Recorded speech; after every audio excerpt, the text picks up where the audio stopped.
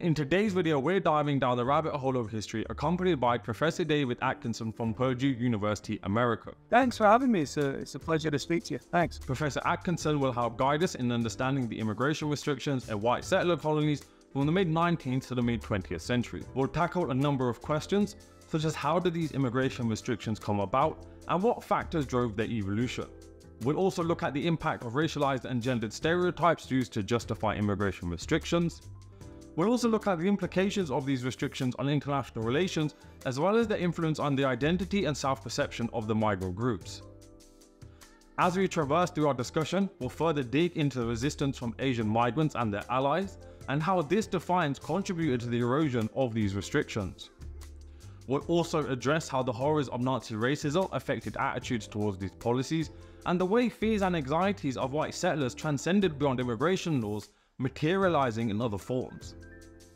Moreover, we'll delve into the lasting impact of these historical laws on contemporary immigration policies and perspectives, as well as a whole lot more. Otherwise than that, let's get straight into it. So if you don't mind, could you just give us kind of an introduction of who you are and kind of how you ended up studying this area? Yeah, so I'm, even though we're in different time zones at the moment, I'm originally from the UK. So I'm originally from Leeds, grew up in Leeds, so I'm a big Leeds fan, so apologies to everybody who's not.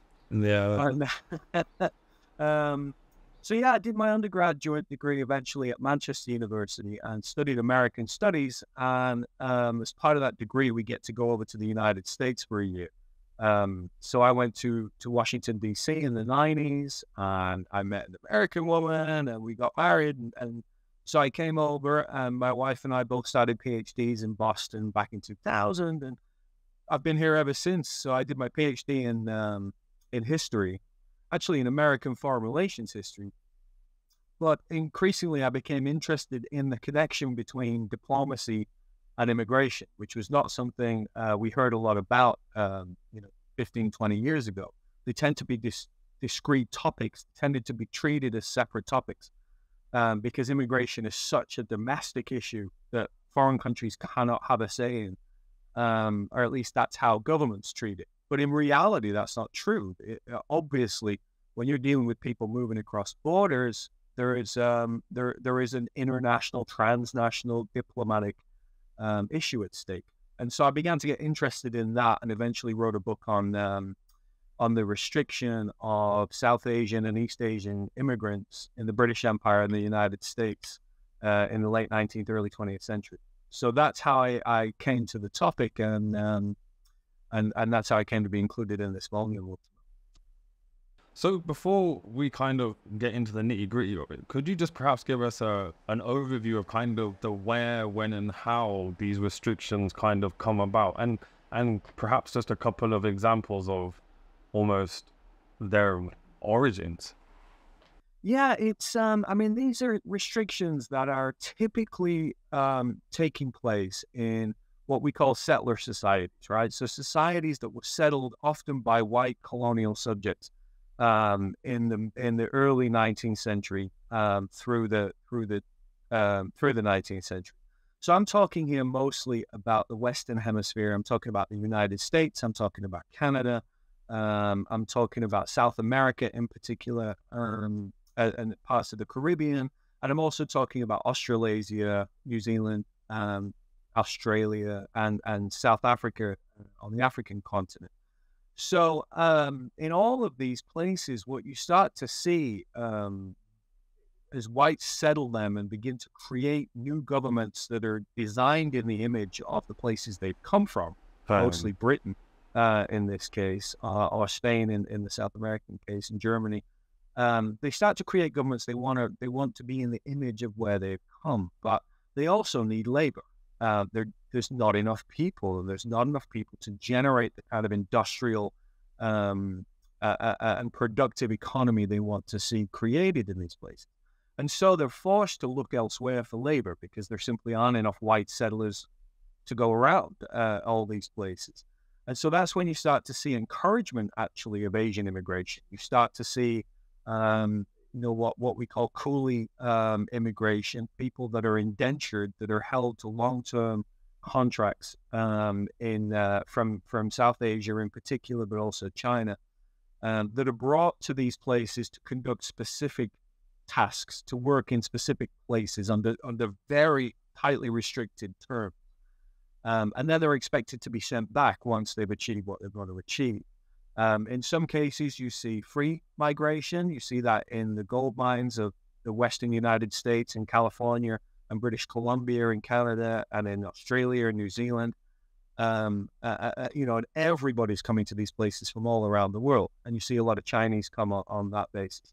But as soon as those gold mines start to peter out, that's when you start to see the restrictions come into play, because they're fighting over less and less, and they're fighting over other areas of the economy. And so by the mid-1850s, 1860s, 1870s, you start to see a backlash against non-white immigration and Chinese immigration in particular in these places. And what happens after Chinese are excluded in a lot of these places by 1870, 1880 is they have to look elsewhere for immigrants. And so they look to South Asia and Japan to fill that void that has been created by Chinese exclusion. Just as in the same way the people turn against the Chinese, people start to turn against South Asians and Japanese. And so these restrictions build and build and build in ways that are designed to keep folks out, so that they're not going to be competitors for the broadening economy that they've helped create in most cases. I have so many questions just off the back of that. You mentioned how kind of the Chinese are included as labor, and then they're one of the first groups to be excluded, and then South Asians are used as labor, and Japanese, and then very slowly they're excluded. What is driving that cycle? Like, what is the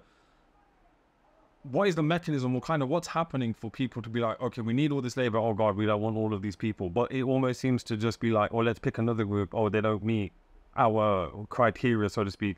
And so they move on to the next. But like, what is in reality driving that? It's just a fundamental contradiction, right? Which I think you're picking up on. It's this paradox. It's this paradox between wanting to create brand new societies out of whole cloth, but not having the manpower to do it, not having the labor to do it.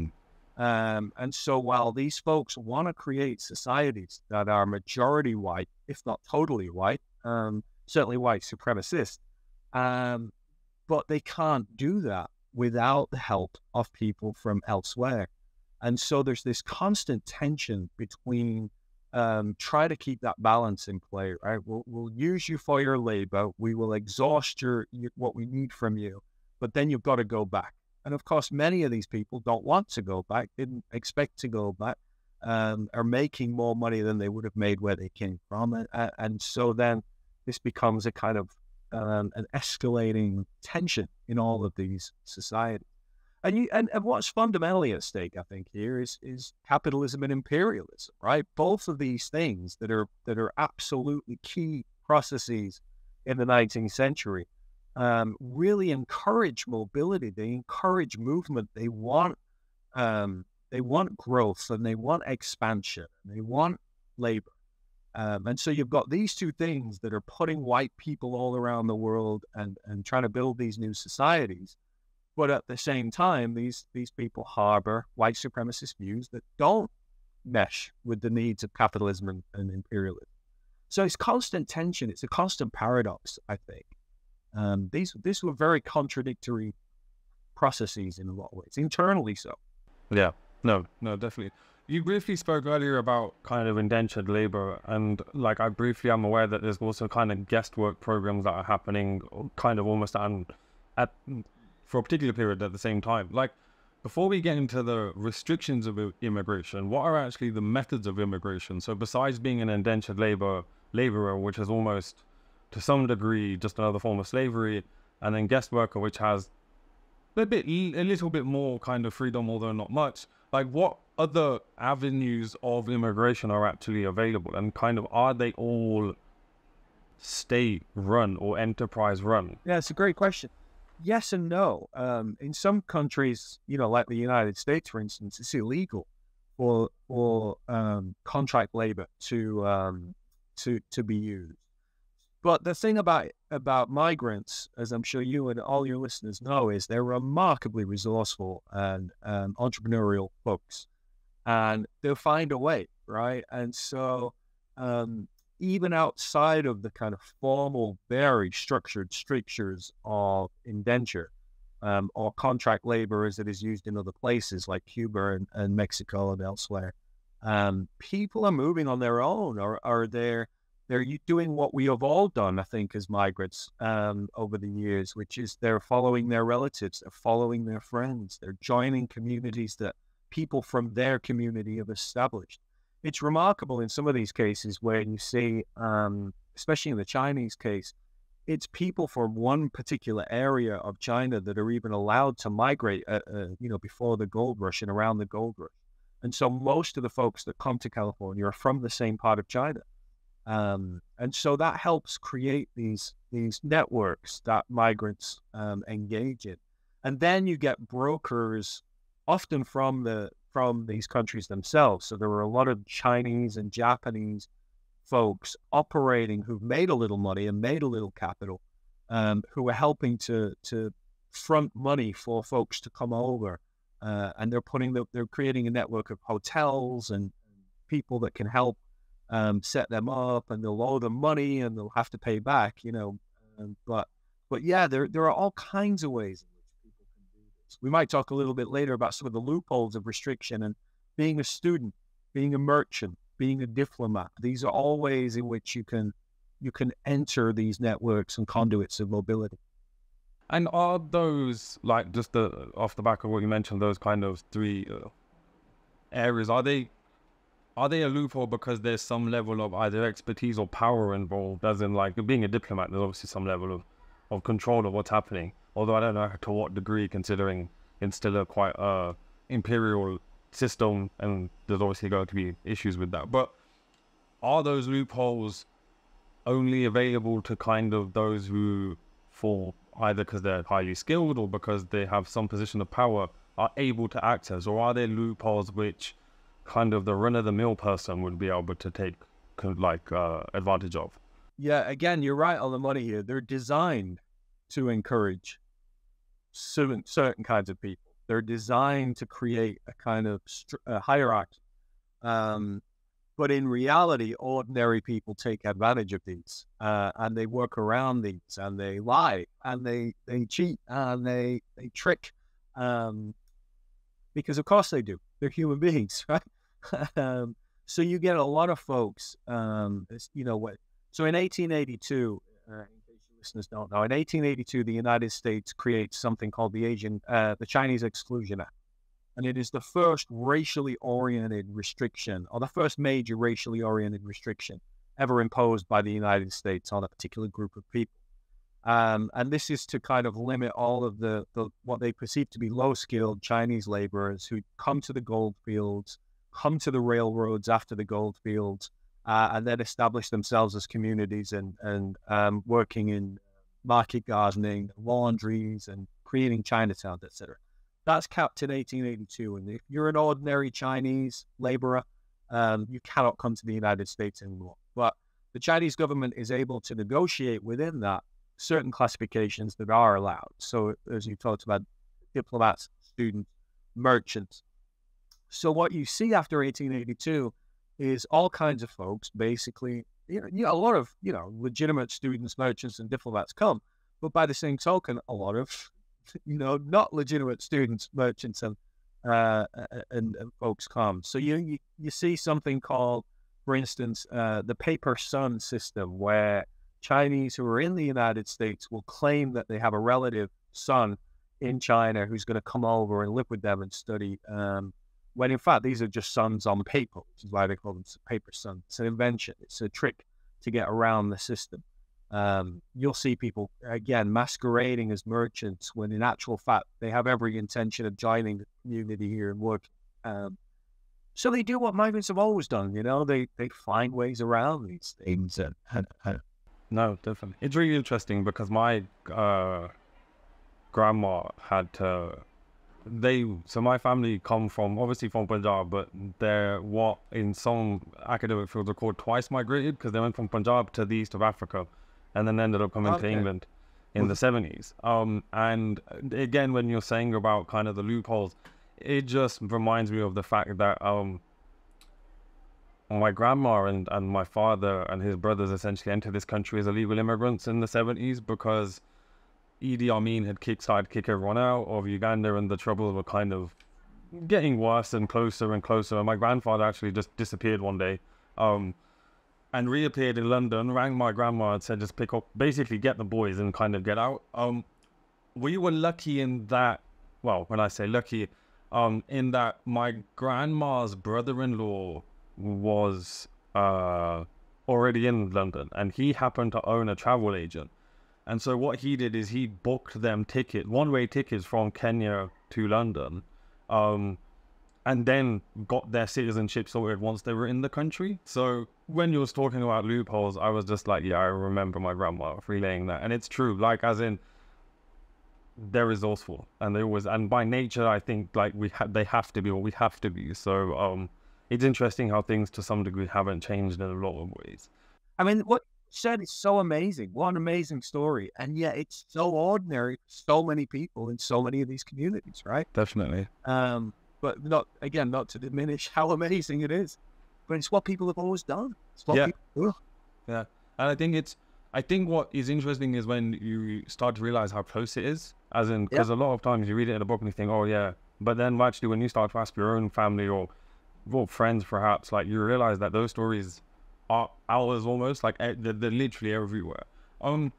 Just then kind of moving towards some of the restrictions then, like how is kind of gendered or racialized stereotypes used in order to curb restriction? And I guess in some ways, how is that used time and time again? Because it goes from excluding the Chinese to excluding the South Asians, and like, what is going on?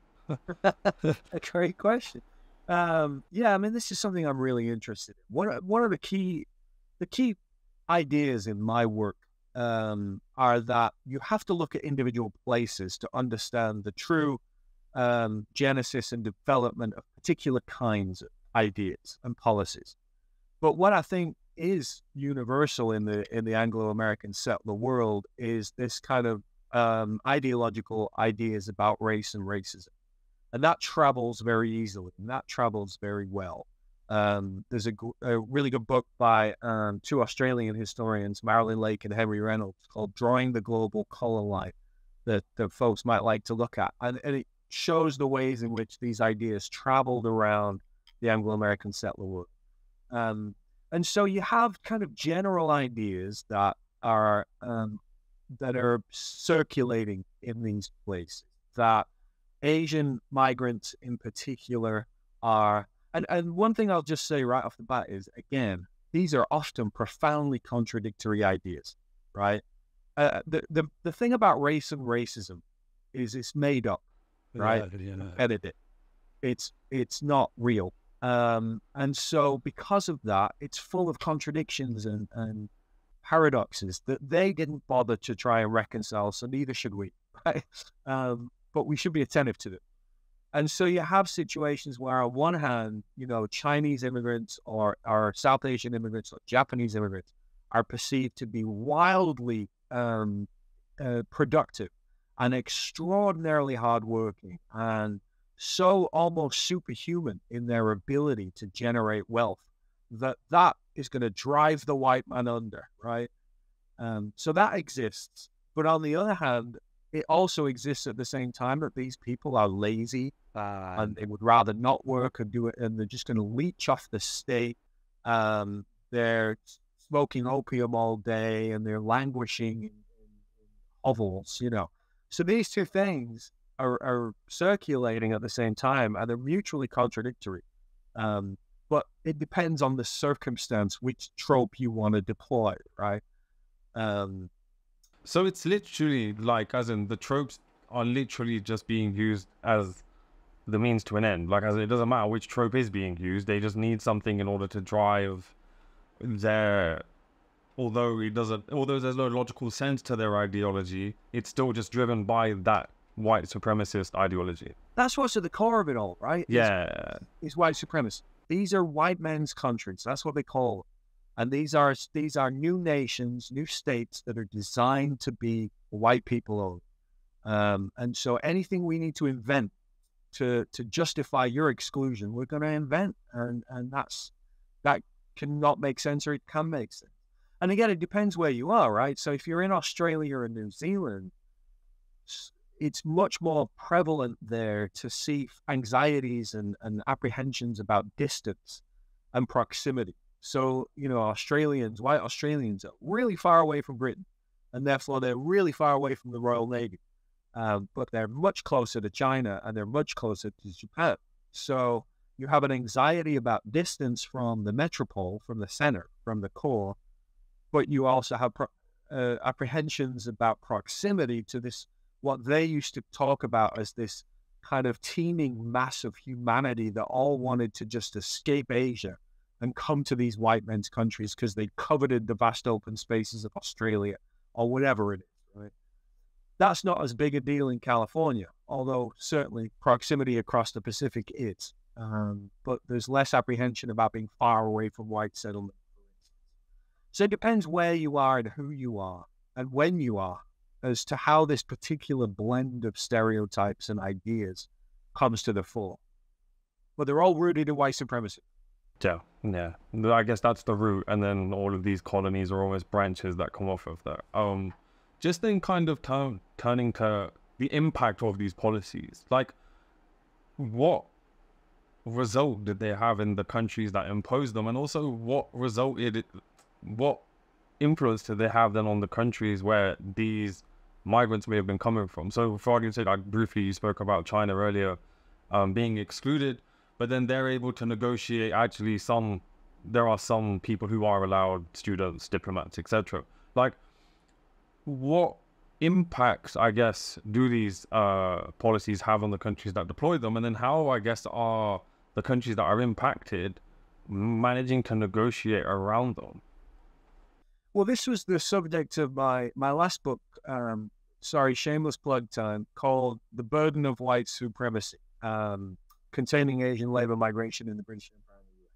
And what I'm really focused on in that book is exactly what you've just asked, right? What happens when you restrict people from these places? What happens on a diplomatic level, in particular?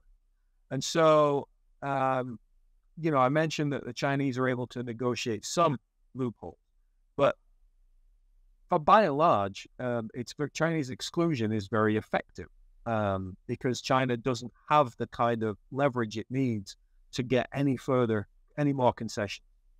What you see, for instance, in Japan is a very, very different story, because Japan is a country that is on the ascent. It is a developing nation that is becoming quite regionally powerful, whereas China is a country that's in decline. So Japan, you don't see a Japanese Exclusion Act almost anywhere around the world, because Japan won't accept racial exclusion. They're vigorously opposed to the idea that they're second-class citizens in a global system that they're trying to enter. And they certainly don't want to be conceived as Chinese. They don't want to be seen on the same level as Chinese. They are racially superior. So Japan puts a lot of effort into negotiating exclusion. So what you'll get in many cases is something like a literacy test, for instance. So in the British Empire, that's what they tend to use. Australia has a law after 1901 where basically when you come to the country, the immigration officer will test your literacy, will test your ability to speak a certain language. And it can be, any European language, right? Because too many people speak English. So if you're a Japanese immigrant and you come to Sydney and the immigration officer tests your English language skills and you pass, then he might check your language skills in Welsh, for instance, because I bet you can't speak Welsh, right? Now that person is not being excluded on the basis of race. They're being excluded on the basis of literacy and education, right? And Japan kind of tacitly accepts that, because that's not racial exclusion. That way they're not being lumped in with the Chinese, right?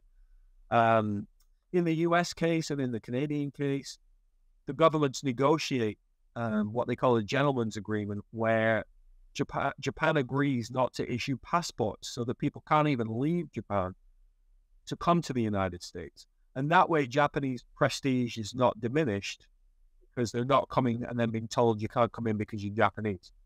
The Japanese are actually excluding themselves from migrating, right? Which limits some of the tension. So there are, in all of these ways, there's a lot of negotiations going on.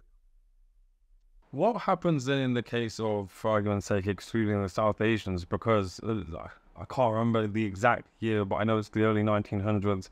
Canada essentially bars South Asians. And at that point, most of South Asia was under British control. So there isn't the diplomatic kind of scene, say, as Japan might have, or China perhaps, although parts of it I'm sure are still under British control at this point. However, my point being is what happens at that point? Like, are there spokespeople on the South Asian side who try to negotiate? Like, as in, I guess what I'm trying to ask is when the scenario isn't like Japan and the US, and it's more so perhaps the South Asians, especially under the British Empire, what happens on the diplomatic scene as a result of that? That's a great question. And this is one of the most contentious issues in the 19th century British Empire. It's again, the subject of the last book. Not only do you have diplomatic tensions, but you have intra-imperial tensions because of what you've just described. The Raj is the crown jewel of the British Empire. It doesn't do, from an imperial point of view, to alienate and upset and rouse the people of India against you, right? But the other crown jewels of the empire, Australia, Canada, New Zealand, South Africa, are vehemently white supremacist. And so, again, we've got that tension within the empire.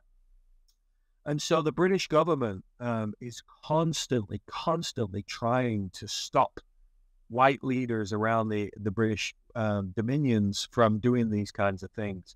And so that literacy test in Australia is actually based on a literacy test that was created for the South African colony of Natal, because a lot of South Asians are in Natal working in the sugar fields, etc. And the new South African regime wants to exclude them. And the British government says, well, you can't just say no Indians, right? That's going to cause tension in the empire. So why don't you do something else? A literacy test, an education test, which in itself is borrowed from the US South, where they're using literacy tests to prevent African Americans from voting, right? Again, because you don't want to just outright racially exclude people. So it's a kind of a circulation of ideas.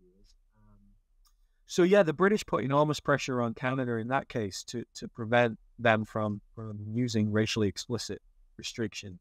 And Canada comes up with one of my favorite ruses, if one can have a favorite racist ruse, and that is the continuous passage provision, right? Where they say, you've got to come directly from the place you're from in order to immigrate to Canada, knowing there is no direct steamship route from yeah.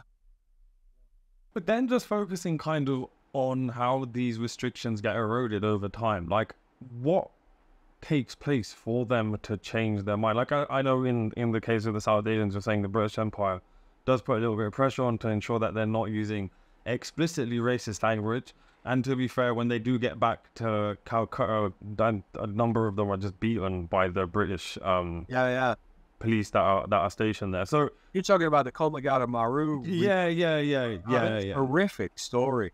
Absolutely. Oh, it's horrible. And it's also interesting to see how that has become almost like a pivotal part of Canadian national identity. But that in itself, I guess, is a whole nother topic. But just focusing on these exclusions, how are they eroded? And like, what happens? Is it kind of, I don't know, protest by South Asians that are already in the US or in Canada? Or is it pressure by people back home?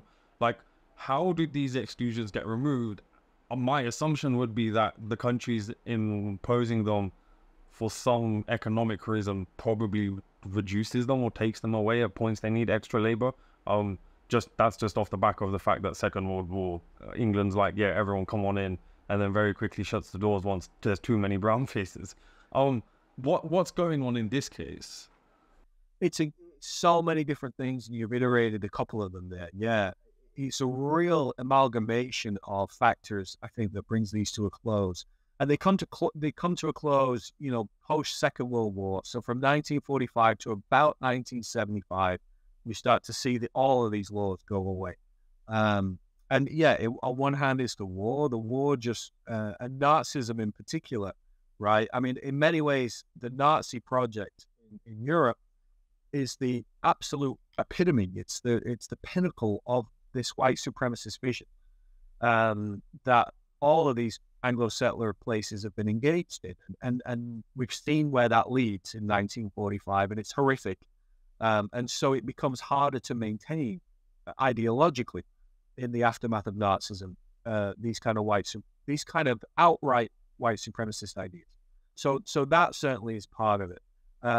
Then we go into the Cold War, of course, and all of a sudden, countries, the United States in particular, but its allies also, are keen to encourage new allies from the world as it decolonizes in Africa and Asia, right? So in the 50s and 60s and 70s, you start to see the empires break up around Asia and Africa, and the Soviet Union and the United States then vie for allies among these people.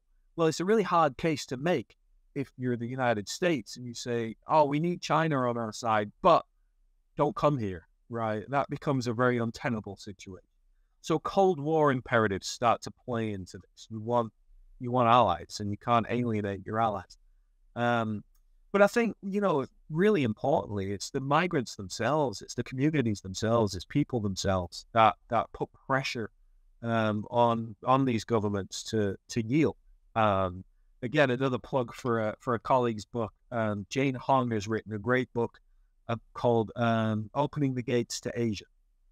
And her book is all about this. It's all about how after the Second World War, all these communities, whether they're South Asian, Chinese, Japanese, Filipino, she kind of has chapters on each community in the United States. And the efforts they make as activists, both in the United States and abroad, to try and bring down these systems. So that's really key as well. Agitation from activists within these communities. No, thank you. I think the Nazi point is really interesting because in a lot of ways, like I remember, you said that you're from Britain, so I'm sure you had to study history right at school. And like when I did it, you just have to learn the Second World War and like Tudors or whatever. And I remember having to learn about how, and it's something that stuck with me ever since, which is like the early Nazi party sent some of their members to the American South to learn about how the racial laws work there for them to then be kind of imported back into Germany. And just those connections are so startlingly obvious once you connect those dots, but I think you never really thought about it like that. And it's interesting to see how those horrors, and also the fact that there was such a contribution in the Second World War by all these colored folk. Like it was almost insurmountable. There's no way England could hold face by saying, yeah, we defeated the Nazis. It's kind of like, well, yeah, you alongside with every single possible member of the empire pretty much spill their blood. Just then kind of looking at these policies as the result of fear, like essentially white settlers are scared about other people turning up on these new colonial projects. How else do these fear and anxieties kind of materialize besides these immigration exclusion acts? Like what else is going on? Like in order to paint kind of a broader picture around what's happening? Well, one thing I'll say is, something I like to say always is, you again hit the nail on the head there, that white supremacists and white supremacism is an extraordinarily fearful and fragile thing, right? I think those who believe in this project like to project it as a kind of de facto truth that cannot be assailed, and it's great power and strength, right? It's not. It's terror and fear and anxiety and fragility that leads to these kind of things, because so often as you read these sources throughout history, it's the very notion that I should live as a white man near a non-white person just diminishes me so thoroughly that I cannot possibly condone it, right? that is a profoundly weak and fearful notion, right? My whiteness and my manhood and my masculinity and being is so threatened by, So again, I appreciate you putting it in those terms. But it's because of broader projects, I think, that are unfolding during this late 19th century, early 20th century period. So what's happening? And again, I'm going to plug another colleague's book here. There's a great book called Culling the Masses by David Cook Martin and David Fitzgerald. And what they do is they look at similar places I do, especially in Latin America. And they ask a very simple but obvious question, which is, why is it that democracies in particular have proven so keen to impose immigration restrictions? It does tend to be that these democracies, which are free and open and liberal, are the ones that are creating some of the most restrictive immigration laws in the world. And their answer to that question in part is, well, during these periods, what they're doing is they're creating very capacious social welfare systems, right? So in the case of Britain, for instance, a national health service, they're creating a very capacious ideal of citizenship that is going to grant you all kinds of privileges and rights.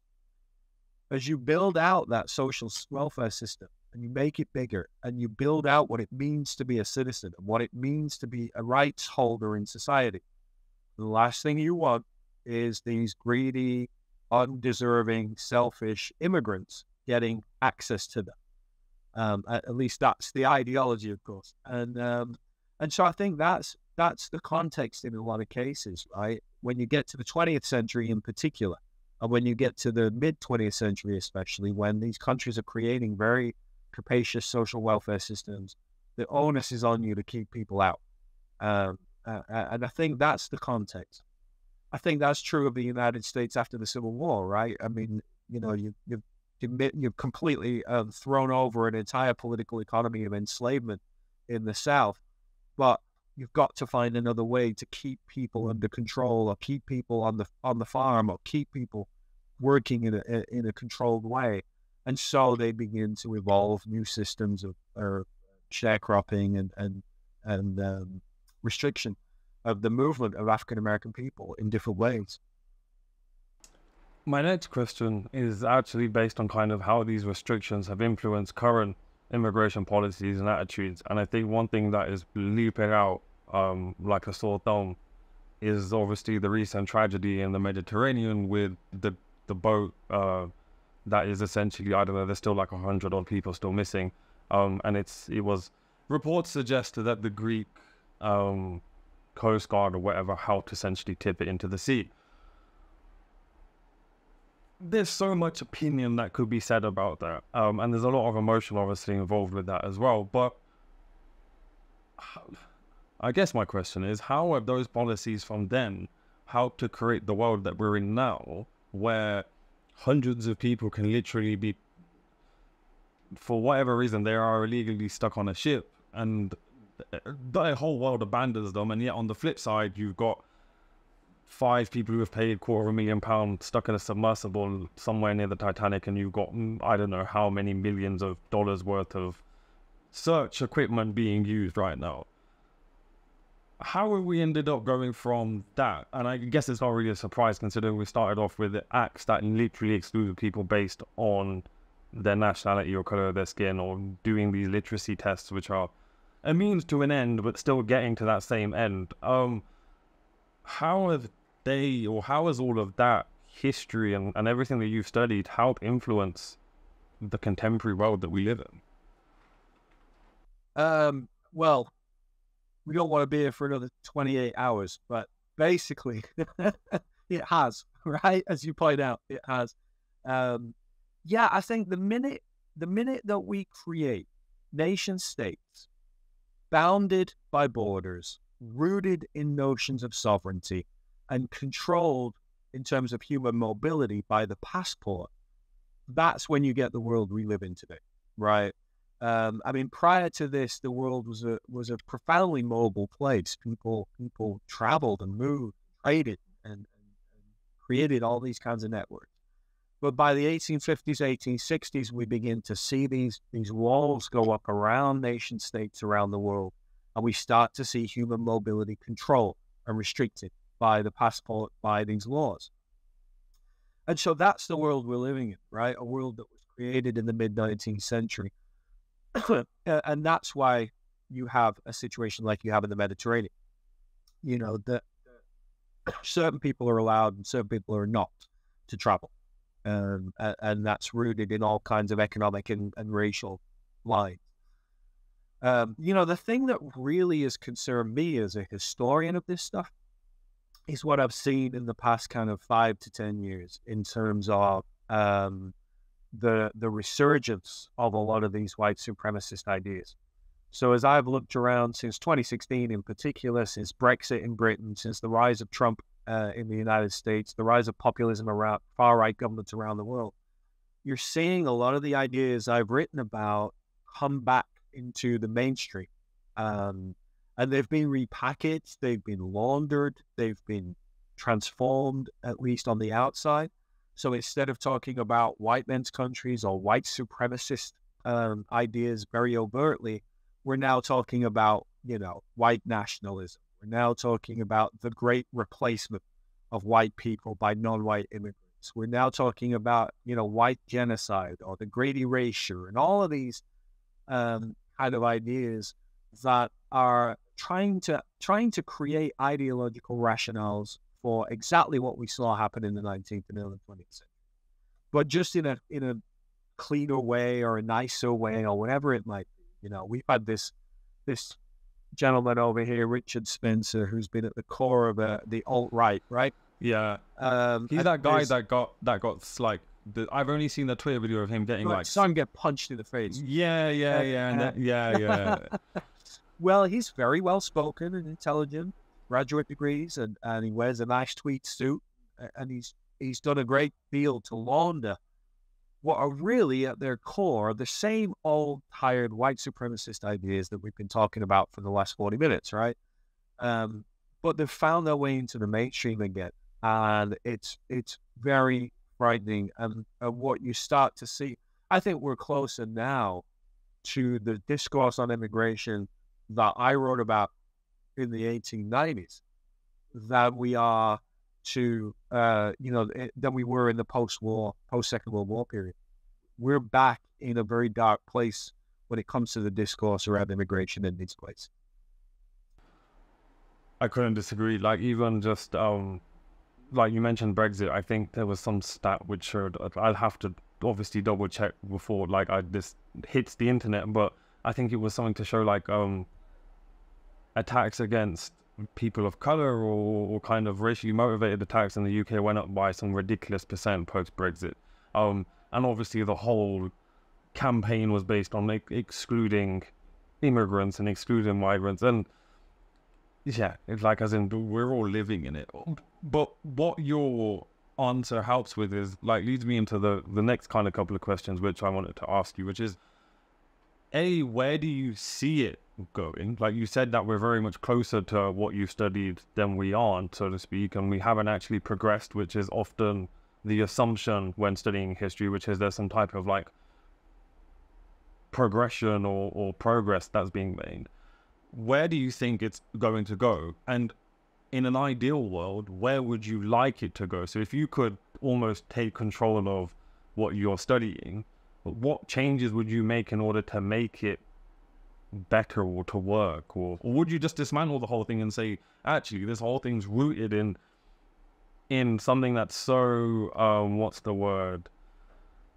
Oh, I can't even think now. It's rooted in something that's so poisonous, actually. You can't, there is no way you could, it's almost like I know this is probably showing my age, but you know when there's the old Jason and the Argonauts and he cuts Medusa's head off and all the blood keeps dropping and it's creating all these like snakes. It's almost like that. Like, as in, if you try to dismantle it, surely it itself will find a way of almost trying to re-emerge. But yeah, where do you think it's going? And in an ideal world, what would you like to see happen? You know, I don't have a profound or edifying answer to that question. And I'll cheat by saying I'm a historian, so I'm more responsible for the present. Despite spending the last 45 minutes telling you we can understand the present through the past. The human being in me wants what you described, right? just eradicate it all. It is, I agree, it is rotten at its core, and it's difficult to imagine repairing any of these systems. But by the same token, I'm not sure that that's a solution that gets us to where we want to go either. And that's particularly acute now, of course, because of the climate crisis and the fact that we're going to see massive waves of climate refugees and human mobility on a scale I think even the 19th century would struggle to comprehend.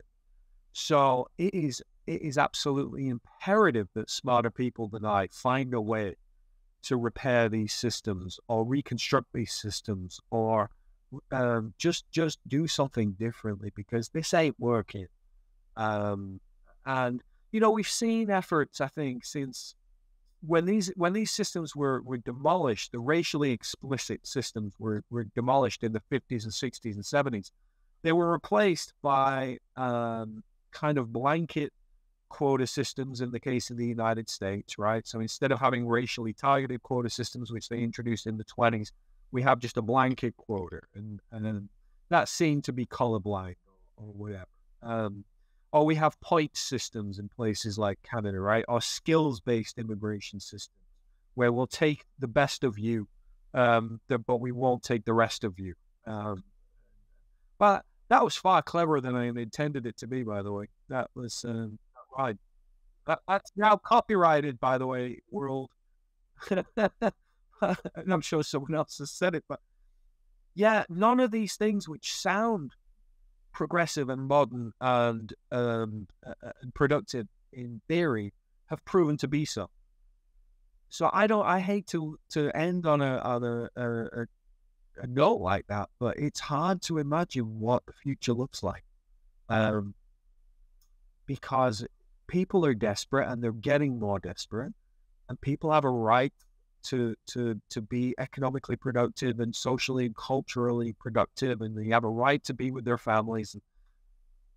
We're finding it very difficult as a species to square that circle. I don't know. And that's a wrap for today's podcast episode, folks. I hope you enjoyed it as much as I did putting it together. As usual, a massive shout out to our YouTube members: Final Ink, Gurman Bawa, Wushu Man, A Little History of the Sikhs, Jugraj, Sanjeev, Vishal Koldar, Raj Shalan, Not David, Amanveer Mandir, Hunter Hill, Radhajit Kaur, Gurmeet Danjal, Gary Parmar, N Singh, GS, and Jazz Dillon. And as always, let's not forget our amazing Patreon members, including Hernan Pazano, Jazz Dillon, Gurpreet Singh, Gurdeep Bath, Anish Man, Ramneet Kaur, Rav Singh, Yasmin Jaswal, Ramneet Kaur, Gagan Singh, Gurpreet Danjal, and Rajvinder Kaur. If you're passionate about the work I'm doing and want to support it, consider becoming a patron or a paid YouTube member today. You can find the links in the description below. Thanks again for tuning in, and I can't wait to see you all in the next one.